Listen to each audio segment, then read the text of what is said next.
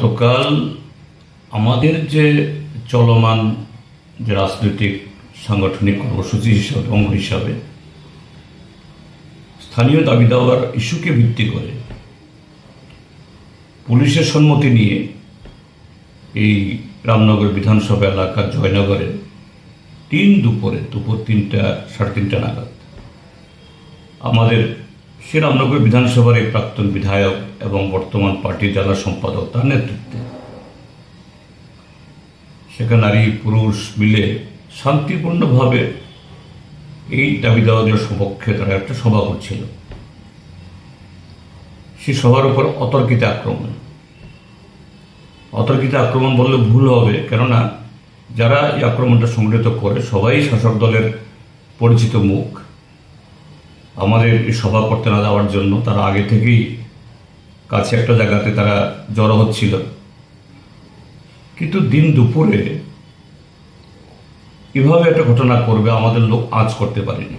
এটাই ভুল হয়েছে, এদেরকে যে ঠিক সেরকমভাবে হিসাব করতে পারেনি, করে দিল।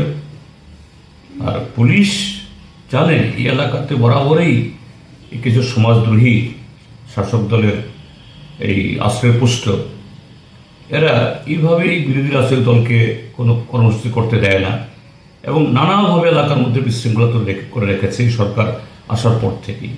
সেই জায়গায় একটা মিটিং হবে,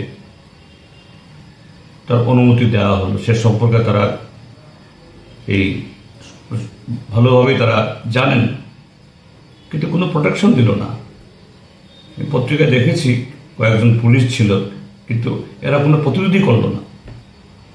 তো এটা কেন হলো, কেন হচ্ছে এরকম ঘটনা? আসলে শাসক দল তাদের বয়স যত হচ্ছে এই সরকারের তত জনপ্রিয়তা হারাচ্ছে। তাদের দুর্নীতি এটা যে মানে হাতে মুখে কান দিয়ে চোখ দিয়ে দুর্নীতির সমস্ত তথ্য বেরিয়ে আসছে, জনবিচ্ছিন্ন হচ্ছে। এর বিরুদ্ধে কথা বললেই এরা এরকমভাবে হামলে পড়ে এবং এটা পরিষ্কার ওই কেন্দ্রের যিনি তথাকথিত বিধায়ক বা এই আগরতলার পৌর কর্পোরেশনের মেয়র, যে কেন্দ্র থেকে তিনি অসাধু পথে জিতেছেন, মেয়র নির্বাচন এই কর্পোরেশন নির্বাচন তো 56 ভোট দিয়ে জিতেছেন, তার অঙ্গুলি হেলন ছাড়া এই ঘটনা ঘটতে পারে না। এবং এটা আরও বেশি তিনি তার প্রমাণ করে দিয়েছেন।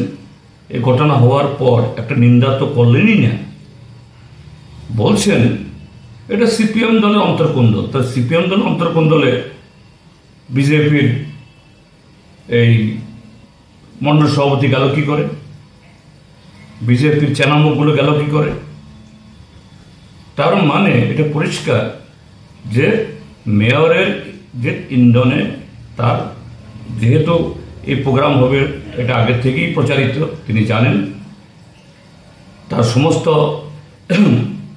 ব্যর্থতা ছড়িয়ে বেরোচ্ছে, কাজেই তার বিধানসভা এলাকাতে কোনো এরকম প্রচার করতে দেওয়া হবে না।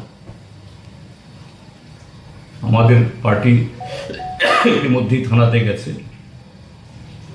এফআইআর দিয়েছে, জমা করেছে, প্রতিবাদ এই ধ্বনিত করেছে। আমারও দাবি যে পুলিশ প্রশাসন দ্রুত এই অপরাধীদেরকে খুঁজে বের করুক, দৃষ্টান্তমূলক শাস্তি দিক এবং আগামী দিন এরকম গণতান্ত্রিক কার্যকলাপে এইভাবে এই ফ্যাসিস্টসুলভ বাধা এগুলি বন্ধ করুক। তা না হলে পরে ত্রিপুরাজ্যের মানুষ মোক্ষম জবাব দেওয়াতে তৈরি হচ্ছে, তার জন্য তাদের তৈরি থাকতে হবে।